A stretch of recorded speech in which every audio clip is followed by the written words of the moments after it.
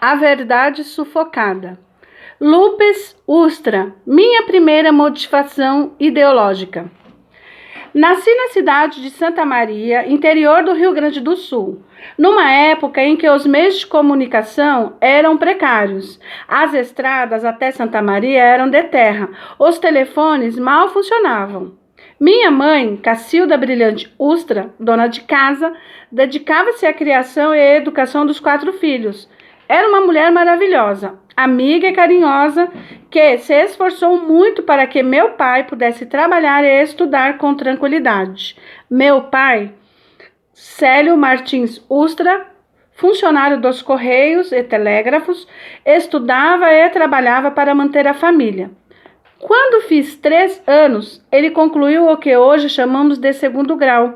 No ano seguinte, no dia em que meu irmão Renato nasceu, ele pegou, entre aspas, noturno e, viajando num vagão de passageiros de 2ª classe, foi até a Porto Alegre prestar vestibular para a Faculdade de Direito da Universidade Federal do Rio Grande do Sul. Aprovado, 5 anos mais tarde, era bacharel em Direito.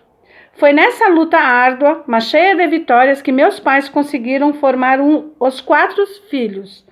Minha irmã, Cláudia Ustra Soares, formou-se em farmácia pela Universidade Federal de Santa Maria, onde, após o curso, fez parte do corpo docente até se aposentar. Nunca parou de estudar. Até hoje continua fazendo cursos em São Paulo, Rio de Janeiro e Porto Alegre, procurando sempre se atualizar e se aperfeiçoar na técnica da manipulação de medicamentos e na fabricação de cosméticos, produzidos nas suas conceituadas farmácias Nova Derme, sediada em Santa Maria. Meu irmão Renato Brilhante Ustra formou-se pela Academia Militar das Agulhas Negras. Como oficial do Exército, fez os cursos de paraquedismo, educação física, aperfeiçoamento de oficiais, Estado-Maior Superior de Guerra e comandou a Escola de Educação Física do Exército. O irmão caçula, José Augusto Brilhante Ustra, seguiu o exemplo de nosso pai e formou-se em Direito pela Universidade Federal de Santa Maria. Como professor de Direito daquela universidade, foi designado para a casa de Rui Barbosa, no Rio de Janeiro. Ao dirigir-se para esta cidade, um acidente na BR-116 tirou-lhe a vida. Sua morte prematura interrompeu uma brilhante carreira. Era reconhecido por seus alunos e colegas como um professor extremamente competente. Escreveu livros sobre o direito tributário. Meu pai estava sempre às voltas com seus estudos, com o correio e com suas causas, mas, nas horas vagas, falava-nos de sua vida e, pelo exemplo, ia sedimentando o nosso caráter.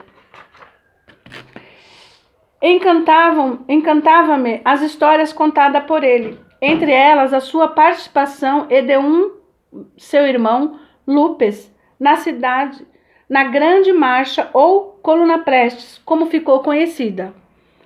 Um grupo de militares, entre eles Miguel Costa, Pinheiro Machado, Siqueira Campos, Juarez Távora, Oswaldo Cordeiro de Farias e Luiz Carlos Prestes, cheio de sonhos de reformar o Brasil, marchou de norte ao sul do país, com suas fileiras engrossando em cada local que passava. Jovens, sempre idealistas, aderiram à marcha e seguiram certos de que seriam, entre aspas, heróis e salvadores da pátria. Contava meu pai que, ainda solteiro, servia no 5º Regimento de Cavalaria, em Uruguaiana, como soldado. Junto com ele prestava serviço o seu irmão Lupes Ustra. Ambos, jovens idealistas, aderiram à grande marcha que, segundo seus líderes, salvaria o país e traria melhores condições sociais para o povo. Os dois eram inseparáveis. Nos combates estavam sempre lado a lado. Certo dia, meu pai, doente com pneumonia, ficou na retaguarda e meu tio Lupes prosseguiu na vanguarda. Acabou morto em combate com a Brigada Militar, a Polícia Militar do Rio Grande do Sul. Por tradição, chamava-se Brigada Militar. No dia 24 de março de 1925, por uma rajada de metralhadora, longe de casa, na região de Maria Preta, numa densa floresta ao sul do Paraná. Meu pai sempre se lamentava de não estar naquele dia ao lado do irmão. Aspásia Camargo e Walter de Góes, no livro Meio Século de Combate, Diálogo com o Cordeiro de Farias, relatam como o Cordeiro de Farias descreve esse combate. Abram aspas. Eu havia mandado quase todo o meu destacamento para Barracão, retendo comigo uns 80 homens para sustentar aquela posição em Maria Preta com uma tropa mais ágil. Derrubamos árvores e fizemos trincheiras. Vi quando a tropa do Claudino Nunes Pereira atravessou o rio Maria Preta e marchou em nossa direção. Fomos atacados e resistimos o quanto pudemos. Em Maria Preta, o companheiro que atirava com um único fuzil metralhador que possuíamos caiu morto por cima de mim, todo ensanguentado. Peguei sua arma e passei a atirar. Fecham aspas. Meu pai procurou, junto aos militares da Brigada Popular, que haviam participado desse combate, localizar a região onde ele morreu. Segundo esses militares, após o combate, Lupes Ustra foi encontrado morto, tendo a seu lado um outro soldado, cujo nome nunca conseguimos apurar. Eles morreram enquanto protegiam a retirada de seus companheiros. Em homenagem aos 2 soldados que, segundo o pessoal da Brigada Militar, morreram como heróis, os sepultaram lado a lado, junto aos 2 coqueiros que haviam derrubado e que serviram como trincheira. Marcaram cada sepultura com uma cruz. Tempos depois, Prestes asilou-se na Argentina e aderiu ao comunismo. A revolta de meu pai foi grande. O tio Lupes morrera em vão. Das conversas mantidas com o pessoal da brigada, meu pai fez um croquis que permitiu, 20 anos depois, naquele combate, encontrar o local onde os corpos foram enterrados. Ele foi até lá com outro ex-soldados que também participaram da coluna, retiraram os restos mortais do tio Lupes e do seu companheiro e os levaram para Santa Maria. Estão no túmulo da nossa família, no cemitério municipal. Essas histórias povoavam meus sonhos de menino, com a cabeça repleta de aventuras. Começou aí, creio eu, a minha motivação de ser militar. Em 1949, com 16 anos, ingressei na Escola Preparatória de Cadetes de Porto Alegre, a querida EPA. Em 25 de agosto desse mesmo ano, numa emocionante formatura do Parque da Redenção, com os olhos cheios de lágrimas, fiz o juramento à bandeira nacional com outros 100 colegas do primeiro ano. Nesse dia, recebi de minha mãe uma significativa carta que me emociona até hoje e que, a seguir, transcrevo. O Dia do Soldado, dedicado ao meu filho Carlos Alberto. Em todo o Brasil, se comemora em 25 de agosto o Dia do Soldado. Nesse dia, desde muito cedo, despertei com toque de alvorada. Senti alguma coisa diferente, uma sensação estranha, e o meu coração vibrava com mais força. Passei sonhando, imaginando e com o pensamento distante. Imaginava a hora do hasteamento da bandeira, a concentração, o juramento à bandeira e o desfile dos soldados pelas ruas. Assim, passei toda a manhã de 25 de agosto. Alguém há de dizer por que será que esta mulher hoje sonha e está com o pensamento voltado para longe? Eis a resposta.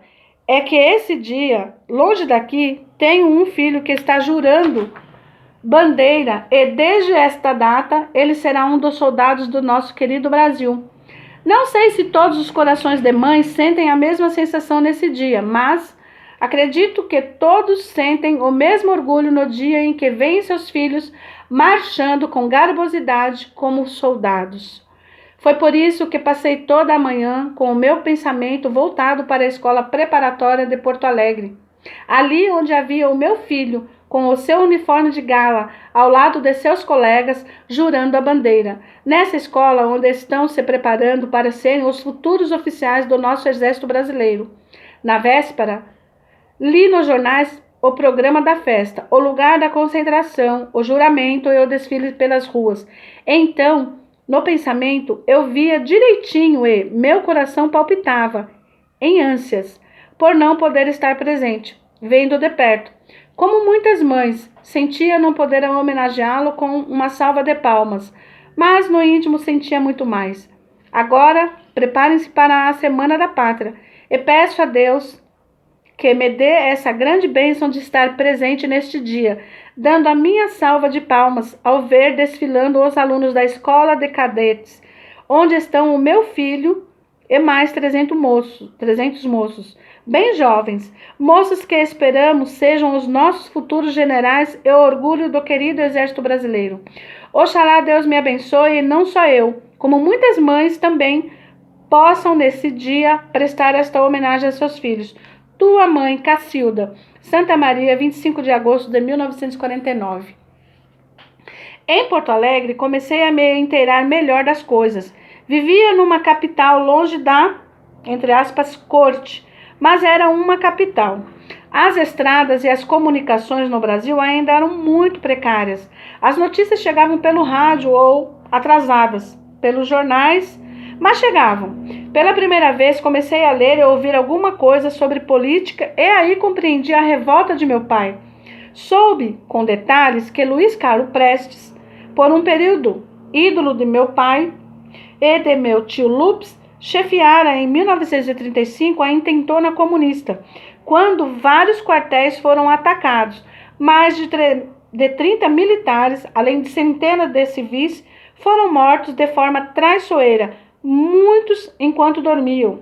Passei o restante da minha adolescência em Porto Alegre e de lá me transferi para Resende, no Rio de Janeiro, como cadete da Academia Militar das Agulhas Negras, a AMAN.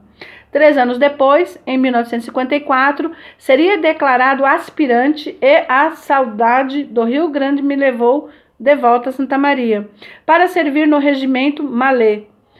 As estradas de Porto Alegre a Santa Maria continuavam de terra e as comunicações péssimas.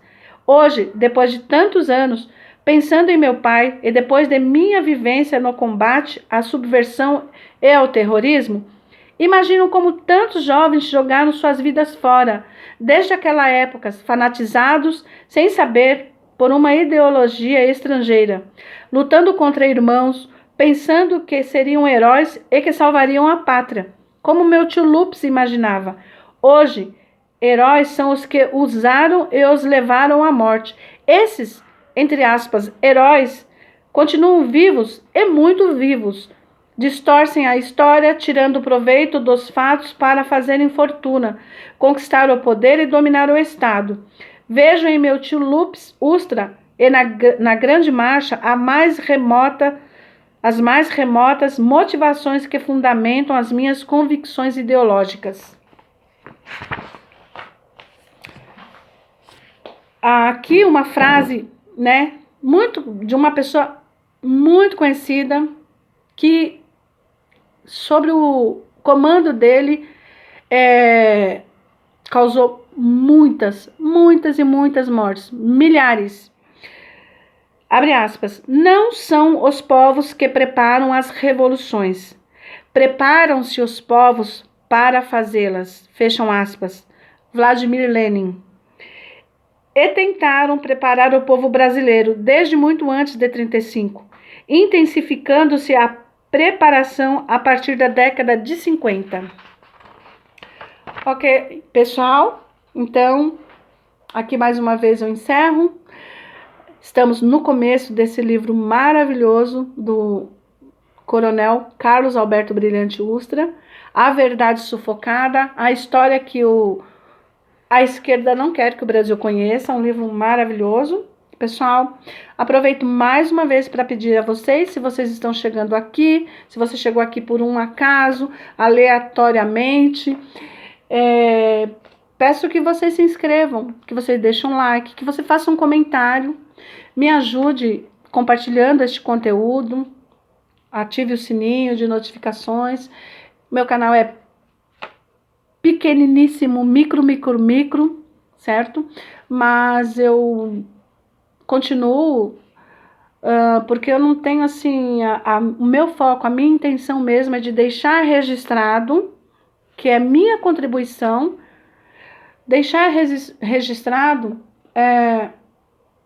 um outro lado, né, dos acontecimentos, que até hoje, né, como eu sempre falo, há mais de 30 anos, a gente só escutou um outro lado da história. Crescemos. Essa geração cresceu ouvindo um único lado da história.